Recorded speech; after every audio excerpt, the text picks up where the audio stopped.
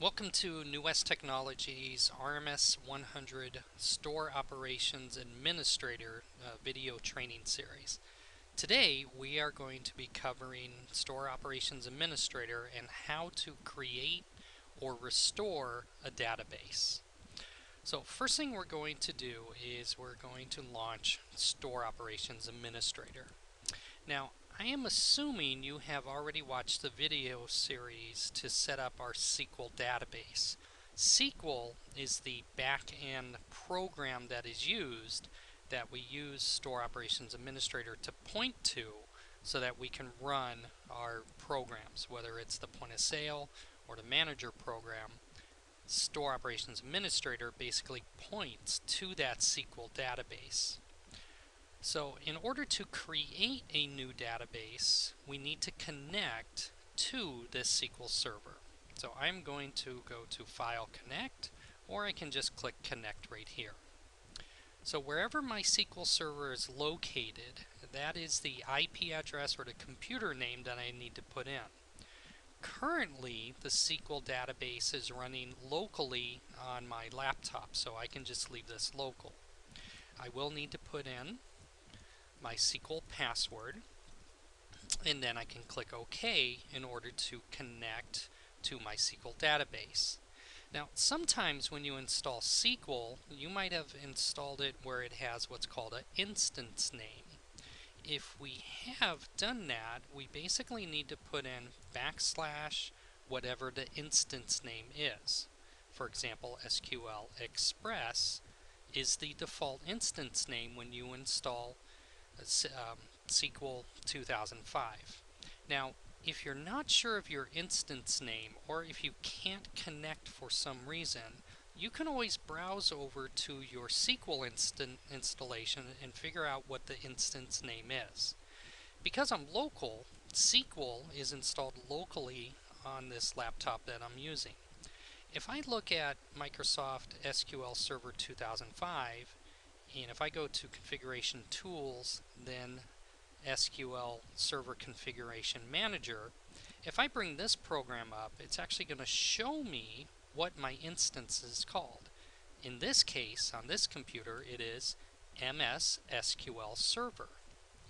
Now, if I installed SQL 2008, it's basically the same way that I can find what my instance name is called. So once again, I'm going to go to Configuration Tools, SQL Server Configuration Manager, and when I go into here, I can see that this instance name is MS SQL Server RTWO. So on my computer, I don't need to put an instance name since I'm local. So I'm going to click OK.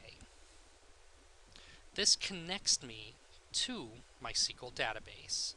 Okay, now I need to create a database. So now that I'm connected to the SQL Server, not quite connected to the database yet, I can create the database that I want to use.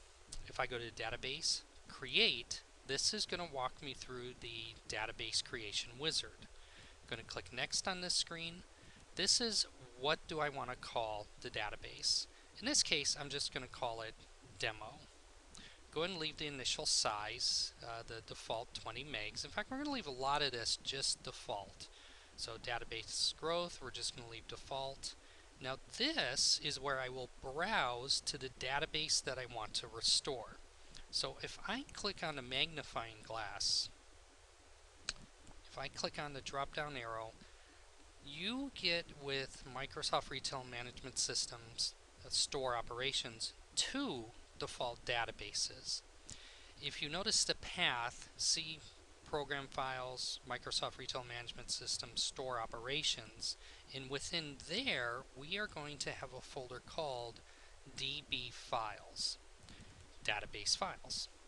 The RMS DB backup, that is a blank database. It has nothing in it. It's basically waiting for you to add your own items, add your own departments and categories, add your own customers. It's a blank database. The other default database that comes with RMS by default when you install it is the RMS sample database. So this actually has items in it, some customers, some cashiers, So you can restore that database, and that's a good one to kind of play around with and see how RMS works. If you happen to be a New West Technologies customers, we will most likely put on RMS NWT Start database. Now this database has a lot of benefits. We've actually went through and we have set up some default reason codes. We have configured under the configuration settings, just some default settings. Also, it comes with our picture pack, so if we're making custom POS buttons, it just looks a lot sharper.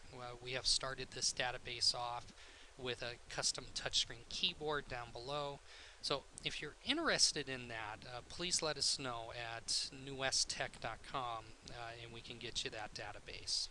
So for right now, I'm going to choose the blank database.